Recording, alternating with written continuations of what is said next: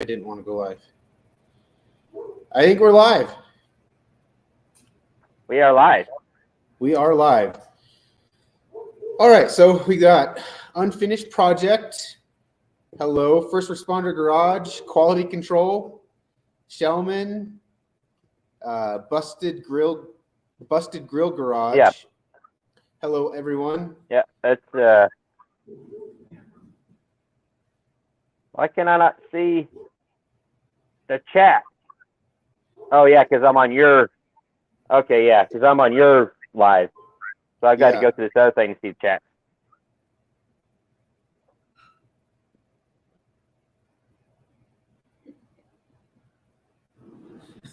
First responder garage says all these lives has him canceling his Pandora radio. Yeah, I think ugly truck is in there. Hello, everybody. You said Hey. Jerry is. What do you call him? Dr. Jerry? No. Professor Jerry. Jerry, that's what it is. Professor Jerry. Yeah, got to hang out with him a little bit today. That was cool. Awesome. Well, everybody, this is Richard. He's our special guest tonight. Hi, Chad. Hi, Richard. Everybody. So, I like how you got Richard like behind you to where he didn't look so much bigger than you. Yeah, well, I'm crouching. Yeah, he's in a shorter chair too. Yeah. Oh. Jeffrey. JB's little shop is here.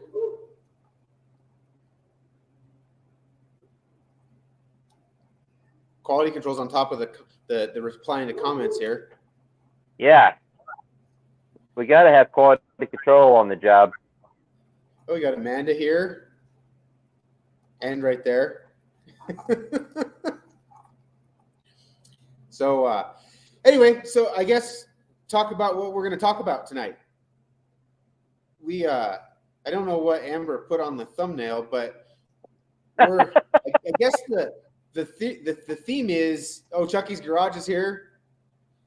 The theme is horror stories from the mechanic side of the shop, like what the mechanics in the shop see come in and all the horror stories of what people bring to them and things that, I don't know, what does that sound like?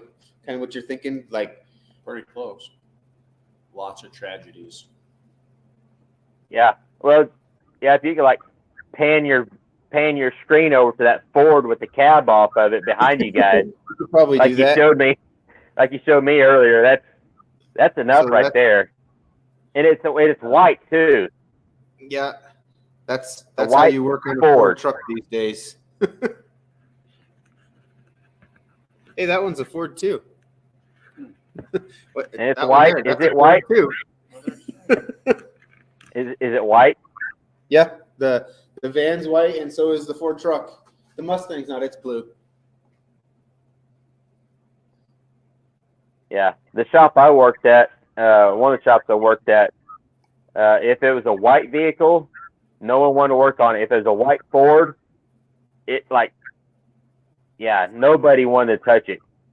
Yeah, nobody, because they just never left. It was one thing. It's like a can of worms. Yeah, that happens a lot. They're work trucks. Yeah, you got to keep working on them. Full-time job trucks. Oh, so we got Auto Salvage Outlaws is here. I lost my train of thought there. Sorry.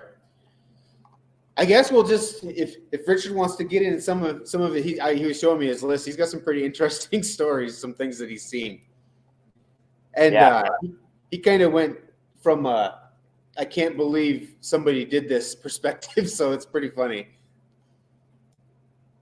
I guess I get to speak. You do? Yeah, I guess some of the things you see are just mind blowing over the years. Almost 30 years of this. sometimes people will go over and above and beyond and spend more money to cure a problem than actually cure the problem the proper way. And it's very mind-blowing. You have something simple like an ignition switch or a turn signal switch that needs replaced. It's not a very expensive job, but we'll go to all the effort to wire up toggle switches and push button switches and relays. And I'm giving some of them way too much credit with relays and that kind of stuff. Usually it's speaker wire and electrical wire nuts, but we'll go to all the effort. Switches. We'll go to all the effort to wire stuff up. It's truly amazing. I've seen full-on light switches for turn signals before, and it's just amazing the things that they do to. I don't know. Do it. I thought about doing some of that with this truck, just as a gag. Use house light switches, just to be silly, because you see it all the time.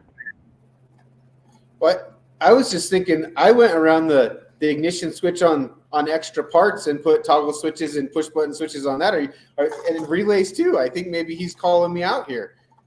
It might be. It sounds like it. When it's 2005, it shouldn't have toggle switches in it. Yeah. Yeah. So that's some mind-blowing stuff. It shocks me to see all that effort put into something when it would have took less time to put the proper part in it, fix it, and send it down the road. But ignition switches are scary. They're buried deep inside the dash. That wire, that toggle switch, they put it right out there where they could get to it. Yeah. And then a lot of times, it's not even an ignition switch issue. It's just out of adjustment, or screws are missing, or something come unplugged. Buff says, Richard, the trans dipstick whisperer. Never gonna live that down. Did you get to see that, Chad? No, I guess I did. So I'm gonna give away the story here, but in the effort of trying to get Buff's car moving, the transmission, the dipstick, there was no way it was going to go in there because of where the transmission was located in the car, and the only option was to get a flexible dipstick, which wasn't available at No Name Nationals. So there was already a pretty good sized rust hole near where the dipstick needed to go into the transmission. So Richard opened the rust hole up a little bit, and so the dipstick is in the glove box inside the car. Yeah. Well, I've seen that, but I didn't know exactly how that transpired. That was an effort to make that car move under its own power before we left. Yes. And it did. Hey, fixed is fixed. Yes. Well, apparently it's staying that way. Yeah. Yeah. Is Buff in here yet? He may or may not have a light switch in the trunk of his Buick. There you go. Hey, what did I use? Hold on, sorry, we're on a little bit of a shaky table here.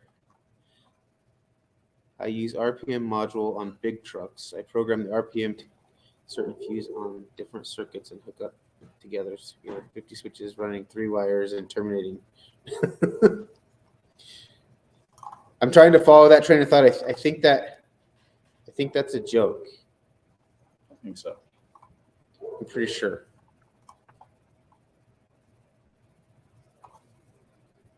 Did you read it, Chad? Yeah, I read that. I'm He's processing. Dipstick whisper. Okay, yeah, Buff is in here, so okay. Yeah, I've got to go through the comments. I think that joke is over our heads. We're not that smart. We can't figure out all that terminology. And if you are telling a real thing you did, then we're definitely not that smart. Yeah, Ugly Truck Experience says the one thing about being a shop owner, you have to remember that the customer is always right. That is false. Yeah. That's fake news. Well, can we add thinks they're right in there? Yeah, thinks they're always right. Yeah. The ones I like the most, well, whatever it takes. Yeah, when they bring you something and you tell them what it really needs, and they try to argue with you like, you really don't need that. Like, well, if you know more than I do, then why'd you bring it to me? I really don't run into that, really. I have. Oh, wait. So First Responder Garage is saying remote power module, and it's not a joke. So I think that was definitely over our head on what you were doing here. Multiplexing. Multiplexing. I'm going to have to Google that after this. Yeah. Ugly Truck Experience says he meant never. The customer is never right. Never right. Yeah. So like I was saying, had customer, like they knew more than I did. This was in my shop. I was working on a 4-wheeler for a guy I worked with, and he'd worked on it. It was one of the ones that had the automatic clutch, to where you didn't have a manual clutch. It was just you shift it with your foot. Mm-hmm. So they've got a sprag clutch, and then a centrifugal clutch. Well, he replaced the centrifugal clutch, but it wouldn't move. It wasn't right. So I said, okay, I'll take a look at it. I tore it apart. I'm like, something's missing. I pulled up the schematic. I'm like, oh yeah, the sprag clutch. The sprag is gone. It's not there. Oh, not there? So yeah, it's not there. So I talked to him at work. I said, hey man, I said the only thing wrong with it is the sprag is missing. It's not there. And he started arguing with me. Well, it was there when you come and picked it up. Blah blah blah. I'm like, all right. That's my favorite. So I loaded everything. I didn't put it back together. I just loaded everything up in boxes, and I showed up at his house. I said, here it is. And he's like, what do you mean? I was like, well, this is exactly what's missing. And you told me I didn't know what I was doing, even though you brought it to me because it wasn't right. I said, this is what's missing. He's like, well, I've got some parts, in this tub that when I worked on it, we went in there and there's that sprag. Like, that right there is what this needs to get running. I said, I'll unload it. You can put it in and you have a running 4-wheeler. Well, no, I want you to fix it. I mean, he started eating crow really quick. Well, yeah. You must have taken that sprag out, threw it in his box of extra parts when he wasn't looking. Yeah. And then tried to make a problem with it. Yeah. It worked until you touched it, Chad. You were working on it because it worked fine. That's why he brought it to you, because it was working okay. Yeah. Yeah. So First Responder Guy says he's gonna do a video on that multiplexing. I'm gonna have to check that out and see what he's talking about there. Sounds interesting. Yeah, that'd be interesting. It's probably still gonna be a way over my head because yeah, probably. I was trying to follow what he was saying, but maybe if we had more context, it would be easier to follow. It sounds like a power source. Yeah. That you're pulling power off of to power up other things. Like maybe a window switch or something? Like, because he's talking about RPM sensor. I don't know. So where's your list at, Richard? It's in the other room. There was one on there I really wanted to talk about because it was funny, and I don't remember which one it was. But we've seen lots of crazy things. I once worked on a Jeep Cherokee. Oh, this is the one I wanted to talk about. I remember what it was now. I went out and got in it to start it up to bring it inside, and it smelled horrible inside. And as soon as I started it, I heard a bunch of whining and hissing, and I turned around to look in the back seat of this 4-door Cherokee. There was about 30 crates filled with cats, and she was a crazy cat lady who loved her cats and took them everywhere with her, and there was at least 30 of them in there, in crates, from floor to ceiling, seats laid down, front to back, top to bottom, cats. I got to give him credit. He's a trooper. He worked on it. He didn't just leave it outside. I did. But it was interesting. Wow. Yeah, it smelled like a zoo in there. Sounded like one too. Yeah. We had a little Toyota. It was an RV, had the Toyota truck front end, like a late 70s model, had the Toyota truck front end and RV on, camper on the back of it. Yeah, nobody. The other guy I was working with opened the door. He slammed the door. He said, I can't get in there. He said, I can't handle it. I'm like, what do you mean? He's like, open that door. Open the door. It smelled like rotting flesh. We could barely work on it. We didn't even want to look in the back to see what it was. So maybe it went to Ugly Truck Experience after you guys got done with it. He said, I had a customer ask me to remove a dead cat from under a back seat. Oh. And then he added, in August. Nice. Oh. Yeah. I pulled a dead mouse out of a dash of a Lincoln Navigator. It's like a 16-hour job to pull the dash out, to find the dead mouse, to put it back together. Horrible. I mean, I've got a dead mouse in the AC story, but it's not like a shop story. It's my own vehicle. We were headed to Texas in August in my Suburban, and of course I'm in southern Missouri. We got just into Arkansas, like an hour and a half into the trip of a 12 or 10-hour trip, and I hear something like, and we were traveling at night, but still run the air conditioning, and I hear something like the fan bogged down, and like you can hear it chopping up something, and then you can smell like fresh meat. And like, oh no!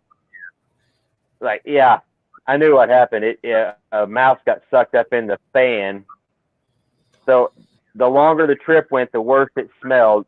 So it was going to my dad's house, and we got there. I was like, I got to pull this blower out and get this mouse out of there. At least it was fairly fresh, but I'm not sure if the fresh dead mouse is any better than a dead mouse, I have a similar story. Fortunately, it was not in the air conditioning. I was driving my semi, and I'm just trucking down the road, and all of a sudden I hear something. I look over, a pigeon hit my passenger side mirror and wrapped itself around the mirror going down the interstate. And it was I had the next truck stop. I had to get it off the mirror and put it in a trash can. It was awful. It sprayed its guts all over the side of the truck. It was terrible. But at least it wasn't in the dash. That would be worse. Expensive. Yeah. Child seats are horrible. Spilt milk in the summer. Yeah. Horrible. Yeah, Amber is the worst. Prompting us. She says, grossest car you've ever had come in. No. Probably 2 years ago, we had a customer come in to put an engine in a Chevy van. And they came in, filled out all their paperwork, and right before they left, they decided to tell me that they had bed bugs, an infestation of bed bugs at home. And they had gotten a couch off of Craigslist and took it home, and it infested the whole house and everything they own in bed bugs. And so this is probably June or July, probably. I was so deadly afraid of them after they told me this. I let that thing sit outside in the sun with the windows up till September before we bring it inside to put the motor in it to make sure everything was dead in there. Amber says, was that the week Richard was told to sleep at the shop? No. I avoided it. We had him park it, and where he parked it at, it sat there for 2.5 months before we even touched it. Richard's Googling lifespan of bed bugs. It's funny you say that because we did Google it to see how long they survive, and hot temperatures do kill them. So we left it outside with the windows up in the summer just to have a little insurance. Wow. And then I made my brother drive it in so we could put a motor in it, and we put a motor in it, and I had my brother test drive it when we were done, and he was not happy with me. Nothing to do with it. But you see a lot of weird stuff. Oh. So let me see your list here. You had some other funny ones on here. There's all kinds of stuff. That was the one I was thinking of.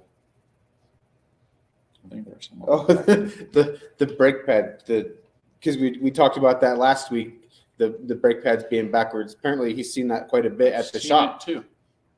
I don't know how they get them on backwards and get it Yeah. all to clamp down, but I've seen it. You chew up a set of rotors real quick. Yeah. I changed my brakes and now they're making a funny noise. Yeah, I put everything back the way it was. Yeah. Oh, the shifter linkages on the 4-speed transmissions. Yeah, we got a Camaro in here one time with a Muncie 4-speed in it, and complaints of it not shifting right. So we do the little bushing kit on it and stuff like that. But when I pulled it in, I noticed the shifter wasn't right in it, like we didn't have the right gears. Well, it had the arms backwards on it. Some were up, some were down. So third was fourth, fourth was third, and it was just very confusing to bring it inside to Yeah. tear it apart to fix it. We didn't know what gear was where. So, Ugly Truck says we had a truck come in filled with junk and food and live mice. We told him he had to clean it out just to bring it into the shop. Told him we had to clean it out just to bring it in the shop. Full hazmat, Yeah. charged me $400 to clean it. Yeah. I believe That's so working on semis. I hope there's no truckers that take offense to this in the watching this right now, but there are some nasty truckers out there. I working on trucks, and I got in one day, and it smelled absolutely terrible. And I think I was doing a transmission, so I got to go in there on a semi. You have to take the shift plate out of the floor to get the shifter out of the top of the transmission and pull the transmission down. So I had to get inside the truck. So this guy brought this truck to me, knowing I had to get in his truck to work on it. And I get in there, and there had to be 20 piss bottles all over the inside of the truck. Just throw them away. If you're gonna use it, get rid of it when you're done. Don't collect them in the truck and they're spilled all. It was awful. That was the worst truck I ever worked on ever. Man is about to throw up. he was worried about being dehydrated later. Yeah, I don't know. Oh, So Auto Salvage Outlaws asked how you put brake pads on wrong. Well, I'm not quite sure, but they put them on backwards. so like the metal part against the rotor and the friction material against the caliper. I've seen it twice. Jeff said I made him move that truck. I probably did.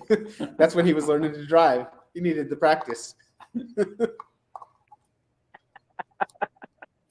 Another cool one I've also seen is the little shim, the anti squeak shim that comes on the back of the pads. They just glue them on the pad. I've seen those fall off before, twice now. I've seen this, and it come in on a tow truck thinking they need a transmission because the vehicle wouldn't move, a front-wheel drive car. And that little shim had fallen down on the rotor, cut the rotor in half. Once it cut the rotor in half, the wheel wouldn't turn on the front of the car anymore. And it just sat there, and they thought it had a bad transmission in it because it wouldn't move forward or backwards. And this stupid little shim had laid on the front of that rotor, and it must have drove there for 20, 30,000 miles until it cut the rotor in half. And when we took it apart, the shim matched the other side of brake pads. The shim had paint on it still. Just that little edge on the bottom of it where it rubbed the rotor was shiny, but it never wore the shim down. It just barely touched it enough that it cut the rotor in half, and I've seen it twice. And we called the customer, wow. Congratulations, you need a brake job, you don't need a transmission. And they could not understand until they come to pick the car up, and I showed them the parts. And I've seen that twice. They must make those shims out of something really, really hard.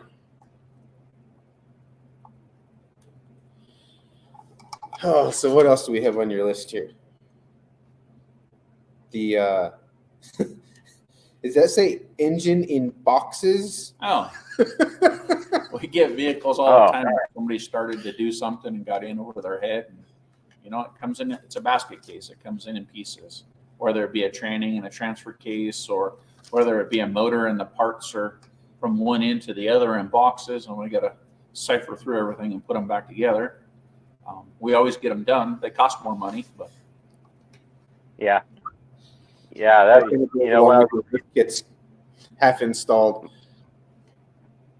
We've had customers who install lift kits on their own on trucks, and they always watch some videos on YouTube and get educated on it. And they'll start with the rear, which is really simple, an hour job, lift a rear of one. Then when you get to the front, where all the good stuff happens in the business is, they'll get it half tore apart and realize they screwed up. And it'll come here on a tow truck, and then we have to put them together for them and send them on their way. Yeah. Yeah. Wait, which one? Oh, sorry, I'm shaking the camera.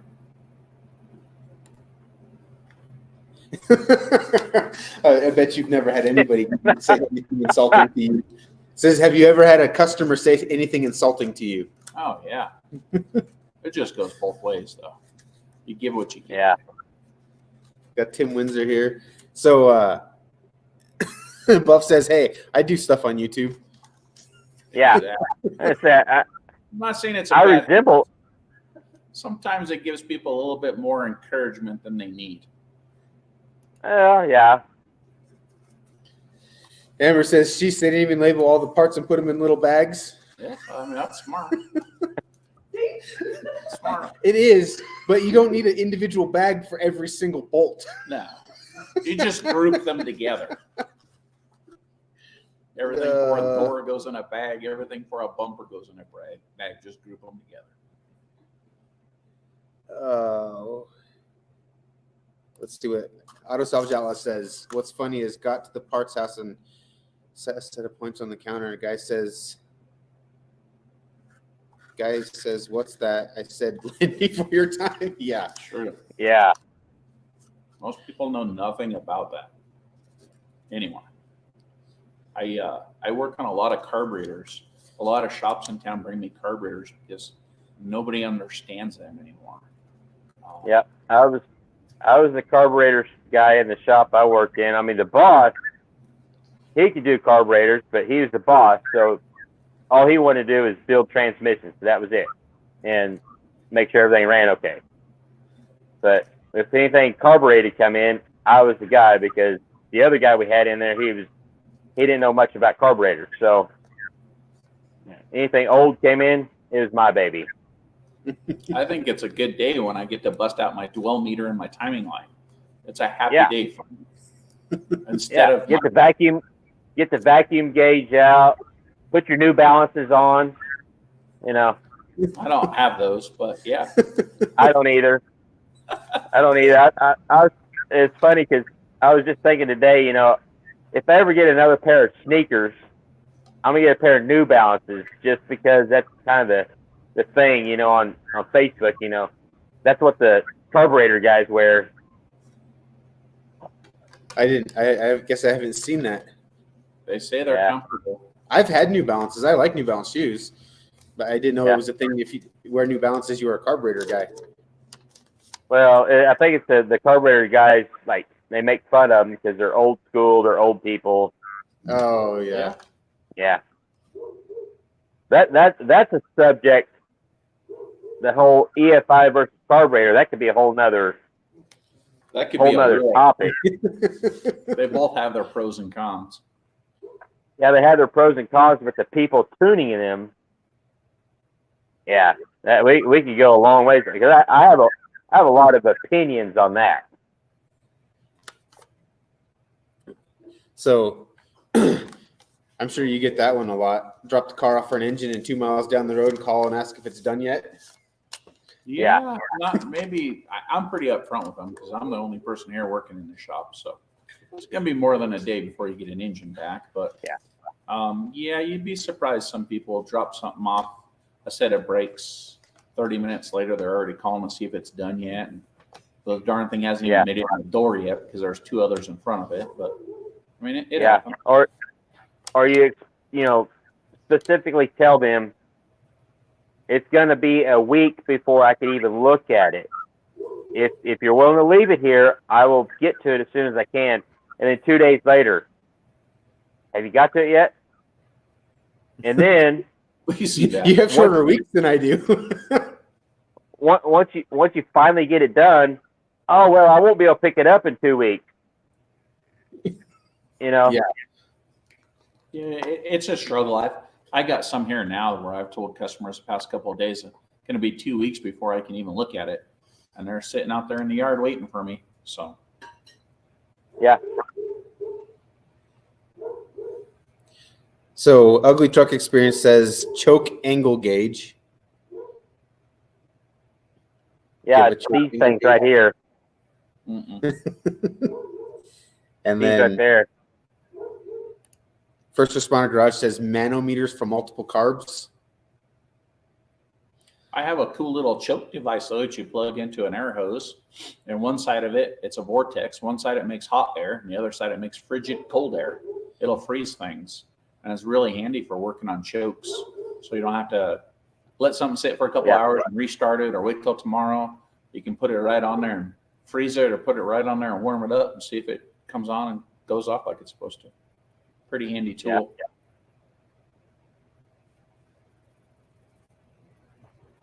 So on the kind of going different direction here, but First Responder Garage says, speaking of carbs versus EFI, I was just thinking about how turbulent air affects either one of them and why intake runner length really has an effect on carbs more than EFI. It depends on the EFI. If it's multi-port, where the injection is closer to the intake valve, it depends on if it's a wet runner or a dry runner. Actually, Motor Trend on the Engine Master's just done a video about that last week or week before on an LS base. They done it was actually with nitrous, but it's the same effect. They had the nitrous plate on the throttle body, so the nitrous had to go through the whole intake, which isn't designed for a wet flow. And then they put the nitrous in injectors, like a right at the base of the intake, and and of course they had EG O2 sensors on every cylinder on the headers, so they can see every cylinder, what was going on with every cylinder. And with the wet flow on it was all over the place. I mean, that topic right there is it kind of depends on what intake you've got. If it was designed like a throttle body injection, a factory throttle body injection, it's designed for a wet flow intake. Your multi-ports aren't designed for a wet flow. They don't need to get fuel through the intake; they just need to get air through the intake. Yeah, and because you could have, if you have a dry flow intake and you start trying to put fuel through it, you're gonna have fuel dropping out of suspension, and So Ugly Truck says, fix the drip on Squeaky so it's bugging him.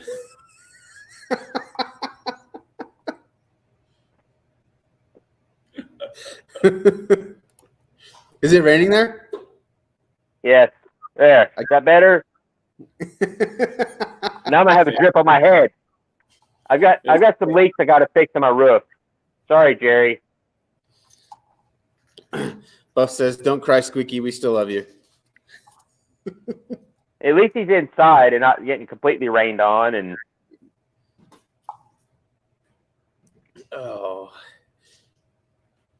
what else we got on our list of goodies? There's so many things I've forgotten. There's so much stuff you see all the time. There's a lot of stuff we talked about. How about the house hinges on doors? Yeah, that's a cool one. My kudos to them. House door hinges screwed to the fender in the door. Bada bing, bada boom. You got a door that opens. Fixed and fixed. What did that come in for? Huh? What were you working on that? Shoot, I don't even remember. Maybe it was a tune-up or something on it, but it was really slick. And one time I seen the lock and latch thing for the door lock on the outside of the door. I thought that was fairly creative. Some self-tapper screws and a $2 latch, and they were on their way. At least it wasn't more expensive than fixing the door latch. Much more affordable.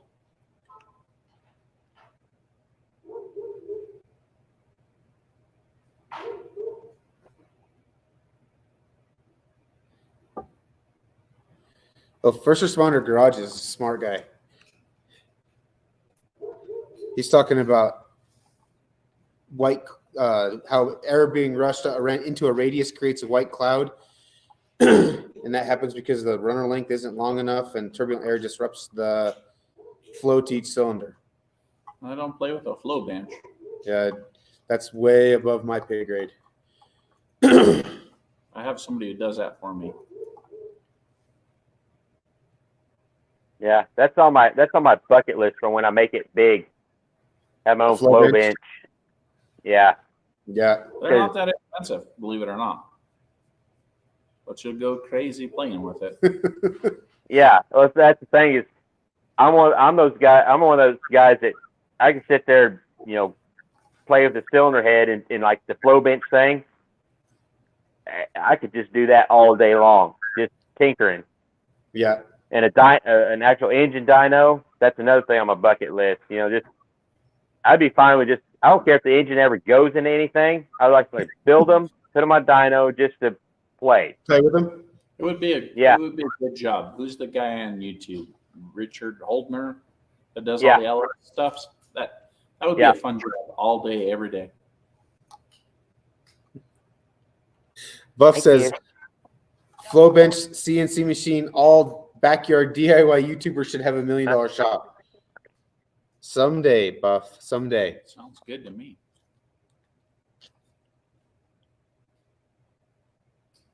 Mrs. Squarebody brought me a cup of coffee. Awesome. My coffee's almost empty, Mrs. Squarebody. There's coffee. Travis said, "Who needs a cup of coffee?" She'll be there in just a second. Thank you. Thank you. Hey, here's a good one, Chad. We've seen, and this just happened last summer, a radiator leak on a vehicle, and then they repaired this radiator leak with some sealant, some stop leak stuff you pour in the radiator, some gizmos. Come back during the winter complaining of no heat in the heater core. Take it apart, trying to figure out where the plug was at in it, add a little water to it, add a little compressed air to it. And next thing you know, we shoot a slug out of a heater hose about 3.5 inches long, the length of the heater hose of solid stop leak. That was pretty impressive. Oh, wow. Plug the heater hose up and not the heater core. Yeah, they made it to the heater hose, plugged the heater hose up. Generally, they plug up the heater core and you got to put a heater core in it. I don't remember what the car was, but the heater hose, a pretty long heater hose, and it had a couple of 90-degree bends and whatnot in it. And it plugged it up. It was pretty impressive.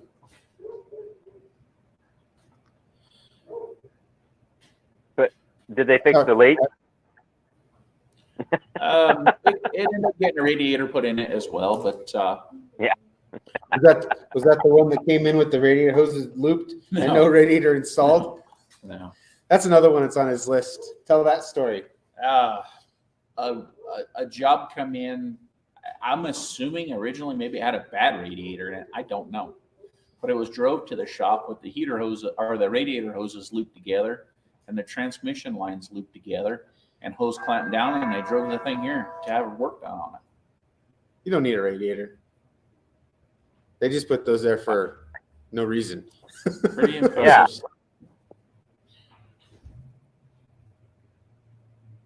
I'm trying to follow what Buff's talking about here. He said the honk shouldn't come from the carb. No. And then there was a goose in the carburetor. I can't follow that. Oh, maybe back here. Okay, so ugly truck experience. Okay, I got it now. The same thing that took down Sully's plane. I'm thinking he's talking about the turbulent air. And then, nope. Buff said he thought it was a goose. I'm caught up now. I think they're far too witty for me. Yeah, I think so too. I can't keep up. That or somebody's ate too many Skittles tonight. So what's the craziest thing that you've been blamed for after working on somebody's car? Oh man, man, I don't even know where to go. We could do an oil change and a tail lamp bulb was burned out, and that's my fault because we just did an oil change. Or Yeah. I mean, the list goes on and on. Anything to get something for free. Not all customers, but there's some out there. It's amazing sometimes that, and anymore, because I've done this so long, if we get something inside to work on, let's say we have to put a heater core on something, when I bring it inside, I test every function that has to go on with that car inside. We check turn signals, we check headlights, high-low beams, radio, all the heater functions on the switches, headlamps, the bulbs on the instrument cluster. We test everything before we tear it apart, and I make note on the service ticket if stuff doesn't function, because you'd be surprised what people want to get done for free after the fact. Iris is here. Yeah. So I have an interesting story, and this isn't the customer's fault, but so one of the guys that I worked on his truck all the time, he was broke down probably 150 or 200 miles from here, from where this is back when I was in Pueblo, and he calls me and he says, I'm down here and my truck is missing and it's running really rough and I don't know what's going on. So he called a shop down there. They came out there and looked at it and they said, oh, the engine needs to be overhauled. It's got a scored line or a dead hole or something. And I'm like, was it smoking? He's like, no, it's not smoking at all. And I'm like, all right, well, I guess maybe I'm not there. So I'm like, what? Yeah, fine. So it needs an overhaul. Anyway, so he calls a tow truck and has this thing towed back here, loaded semi, had it towed all the way back here. It's like 150 miles. I get it back here, and it had a dead hole, but it was throwing a code on the computer for a bad injector. It ended up not being an injector. It was a wiring problem. But so he was at this shop, and I don't know if they just didn't want to work on it or if they were going to overhaul his engine for a bad wiring harness on the injectors. And I've heard so many stories about that side of it, and I don't know if it's shops that don't want to work on it, so they just say the first thing that scares the customer away, or what it is. But that's I don't know. It kind of reminds me of a deal I had. I had a body shop. I kind of knew the people a little bit. They had a really slick square body truck. Okay. And they got a hold of me and said, hey, can you find an engine for us? The engine in this thing is just smoking bad. I mean, it's just worn out. I'm like, okay. Well, I found an engine and low mileage and everything, and I swapped the engines out. And the new one, smoked just as bad. I'm like, what is going on? I mean, this ain't right. So I'm checking everything over, and I realized, oh crap, there's transmission fluid. What ended up happening was the module on the transmission was leaking, so it's sucking transmission fluid into the intake. Oh wow! So I swapped out the module. It quit smoking. I said there wasn't nothing wrong with your old engine. I didn't even check nothing. I mean, I just go on for what they told me. They just need a new engine. So yeah, that's kind of screwed up. Yeah, this one here. This is how you get punished for doing a good job. Can you read? He says, someone accused of not installing a cam phaser lockouts on a Ford 5.4. The dealership told him that it looked like it had never been taken apart before. He said, that's my goal. Well, it's always my goal. Yeah. And I'm bad about when I work on something, I open a hood, I see a bolt missing or a clamp that goes somewhere, just anything that's obvious that you see, I will fix that. So when I shut the hood, when they open it up and go home, they don't see that missing. Go, gee, look how horrible this guy is. He left this bolt out or that bolt out. So I always put that stuff in there, even though they didn't ask for it. And a lot of times I don't charge for it, but I put that stuff in there. Yeah. I mean, when I had my shop working on 4-wheelers and stuff, you know, I would get the 4-wheelers that, well, I had the customer say, well, I had so-and-so work on it and they done this and this and this and got it to run, but it's still not right. And I'll look at them like, yeah, they cobbled it all up. You know, they're trying to do like Richard said earlier about, you know, find a million different ways to fix the problem without actually fixing the problem the right way. Yeah. How do they say that? There's one way to skin a cat. Yeah. Yeah. I told him, I said, I'll tell you what, I'm going to have to undo everything that's been done to this. But when you get it back, it's going to be factory stuff. I tried to use all OEM stuff. I said, unless there's just no way around it, I said, I don't fix stuff like that. So I said, it's going to cost you a little extra, but if you would have brought it to me in the first place, we wouldn't be in this situation. Yeah. You know, so I'd undo everything, fix it right. And they were just like, wow, I wish I would have brought it to you first. I'm like, well, that's what you get for taking it to. Cheaper's not always better. No. Yeah. In fact, cheaper's Jim usually Bob Monkey Wrench. I have a sign in the office that says skilled labor isn't cheap and cheap labor isn't skilled. Yeah. I think that pretty much sums it up. Yeah. Don't you have the one in there that has your labor rates and it goes up if they worked on it first? It does. Yeah. Questions cost X amount. And if you touched it before me, it cost more. Yeah. That's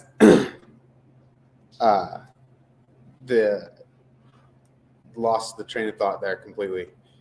Talking about them working on it first. That's got to be like you were talking about the engines that come in taken apart and half put together. How often do you find all the parts? You don't. It's like a puzzle. Yeah. It's a puzzle. You spend some time at the junkyard finding the extra parts or pieces, or if I'm blessed and I have one here in the yard that we can get parts off of that's mine, that's really nice when that happens. It doesn't happen all the time, but it's nice when it does. Yeah. Buff says he has a buddy that can do it cheaper. Always. Yeah. The problem is anybody can buy tools, so everybody's a mechanic or a technician. Because anybody can buy them. Shopcat And you says can look it up on YouTube. Yeah.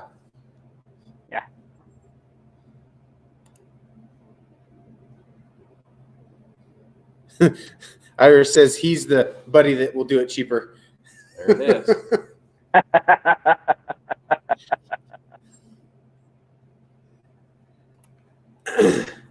Yeah, there's a lot to that. You know, the do it cheaper thing. I worked for others before, and I could always do something in my garage cheaper for somebody than it could be done taking it to the shop because the overhead isn't the same. So I mean, there's always ways. Yeah. Yes. Yeah. But I don't think it was here. What's the sign that says that we can do a good job, we can do it fast, or we can do it cheap. You can pick two, but you only get two. Yeah. Oh, this thing.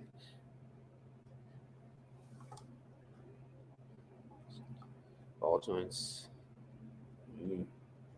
Front suspension work on Dodges. Big fun. Sometimes the ball joints do not come out of those Dodges. No? Yeah. And that's why it is. Yeah. Just with Dodge. Sometimes it involves a torque. I was going to say, they'll come out. Everything will come out eventually, whether or not the parts around it are still good or not. I wouldn't say eventually. We had one in here. We had to cut it out. We did ball joints on it. Couldn't get the front hubs out of the spindles. This thing looked like it lived at the bottom of the lake. I ended up getting in there with the torch and cutting it all out with the torch and saved the spindles. Didn't destroy anything, but it was a first. Sometimes they don't always come up. I was working at a shop and they had a guy that worked in there. Well, we call him Tweaky because obvious reason. Well, he was doing ball joints on a 1-ton Dodge. And, I mean, he was just, I mean, you could hear the impact for hours. He finally come over to me and said, man, I can't get this thing out of there. Can you come look at it? And I go over and look at it. I'm like, you've got the ball joint pressed going the wrong way. You're pressing it the wrong way. You're trying to make it go back in. I said, flip the press around, and yep, came right out. It was in there good before when he got done. It was definitely pressed in. Yeah. And then they hired another guy. They were building hay trailers. This is at a fab shop I was working at. We done mechanic work. I done the off-road stuff. And in the fab shop, they were building hay trailers. And they had a guy they hired in to help me out. And I didn't want his help, but they hired him. I had to deal with it. I was like, oh, just go put the wheels and tires on that trailer over there so we can get it out of the shop. And yeah, he's putting brand new wheels on brand new axles and everything. And I walk by and I look at it. I'm like, you need to turn those lug nuts around. I was thinking that. As you're telling the story, I was thinking that. He had the tapered side out. Yeah. And he's like, what do you mean? I said, you got the lug nuts on backwards. What do you mean they're backwards? I'm like, the taper goes in. He's like, oh, man, I've got to completely redo the whole other side now. I'm like, hey, he'll never forget it. And get this. They hired the guy. His credentials were he was a roadside repair assistant or roadside repair guy in St. Louis. Nice. That was his credentials. That's why they hired him, because he done roadside repairs. Well, maybe it was because repair it here, repair it down there, repair it a little further down. Or he always had close-in lug nuts, so you can only put them on one way. Maybe you. I don't know. Open-ended lug nuts. Oh yeah, yeah. I had to explain to him what the taper was for. That's interesting. Yeah, that was a stressful time trying to find jobs for that guy. They wouldn't let me fire him. They hired him, but then they said, oh, well, you're a manager over that department. Now you got to deal with him. I'm like, can I fire him? Well, no, we won't let you fire him. I'm like, but he is of no use to me. So I had to just find little jobs for him. And then most of the time I'd have to go back after hours. After he left, I'd have to go back and undo what he did and do it right just to make everybody happy. Yeah. Yeah. Good help is hard to find. Yeah.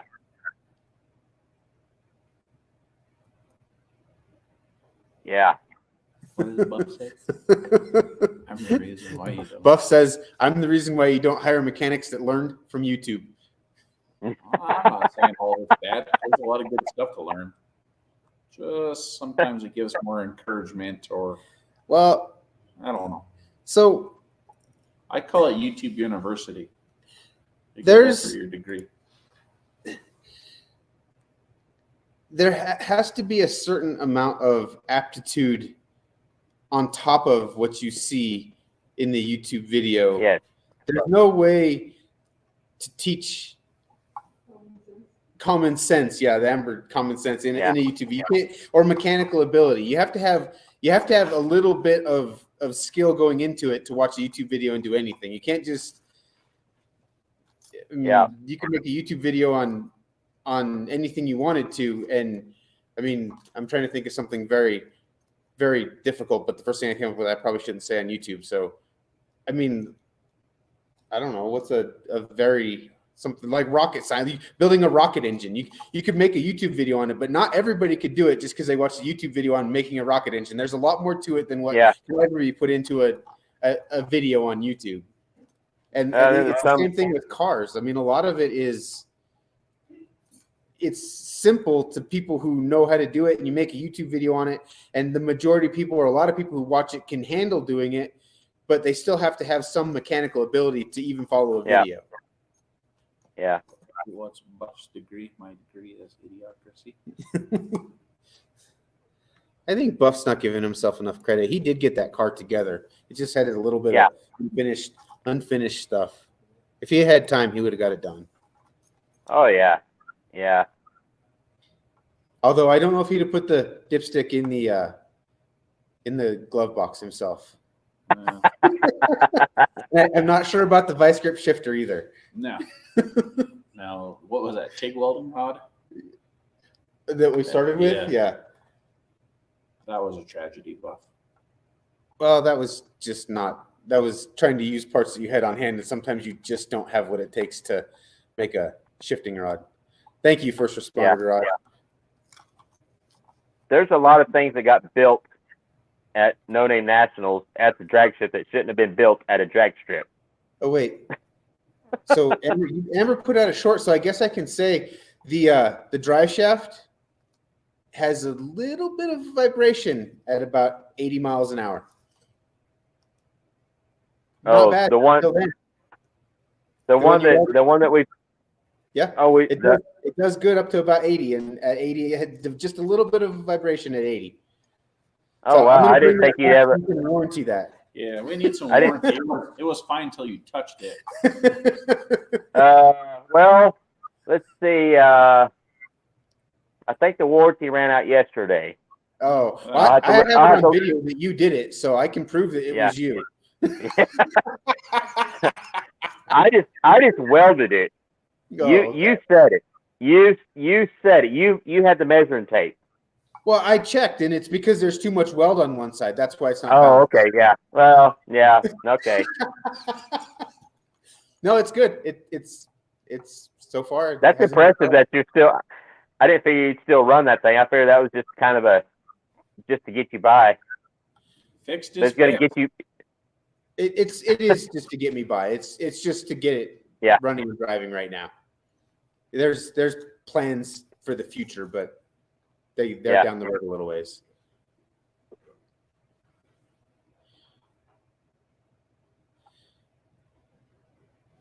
What else we got in there?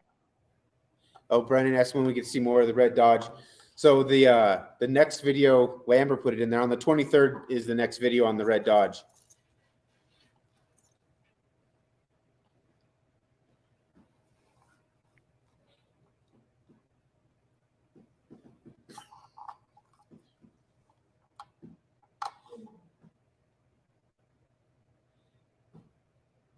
What is ASO trying to get out of working on?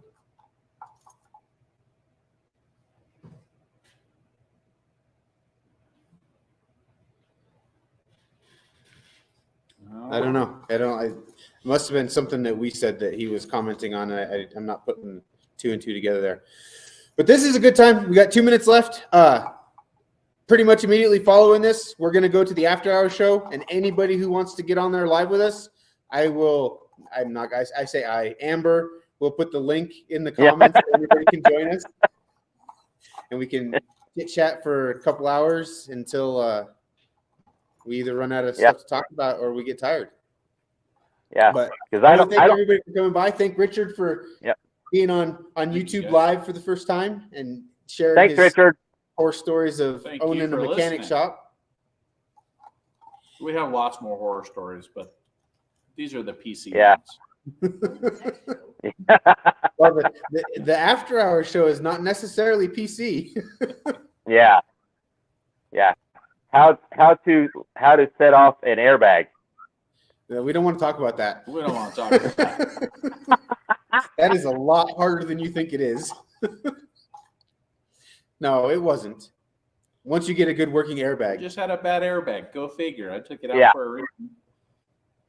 You never did get that one to blow up. Oh, it ended up going in the scrap pile. It went in the dumpster. So, well, I'm going to switch it over to the after-hour show so everybody else can get on here and hang out with us. Thanks, everybody, for coming. After hours. See you in a bit. Oh, I can't find the mouse.